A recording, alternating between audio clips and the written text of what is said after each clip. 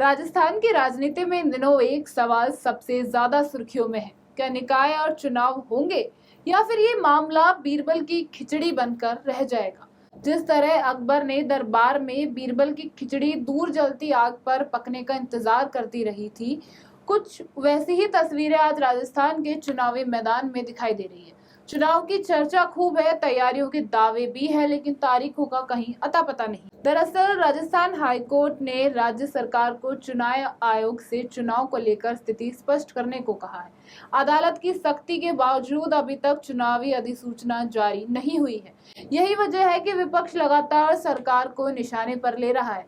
विपक्ष का आरोप है कि सरकार राजनीतिक परिस्थितियों को देखते हुए चुनाव कराने से बच रही है और जानबूझकर प्रक्रिया को लंबा खींचा जा रहा है। वहीं सरकार का पक्ष बिल्कुल अलग है। सरकार और चुनाव आयोग का कहना है कि मामला इतना आसान नहीं है।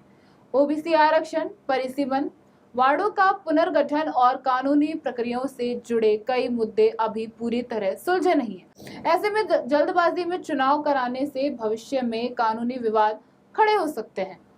लेकिन सबसे बड़ा सवाल यही है, आखिर चुनावी फुटबॉल किसके पाले में है। सरकार कहती है आयोग को अपनी प्रक्रिया पूरी करनी है। आयोग कहता है कि कुछ फैसले सरकार के स्तर पर होने हैं और इसी आरोप प्रत्यारोप के बीच चुनाव की तारीखें लगातार दूर खिसकती नजर आ रही है। जनता के लिए ये सिर्फ राजनीतिक बहस नहीं बल्कि लोकतांत्रिक अधिकारों का सवाल है।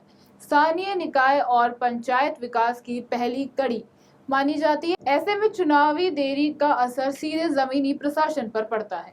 अब निकाय हाईकोर्ट की अगली सुनवाई, सरकार के अगले कदम और चुनाव आयोग के फैसले पर टिकी है।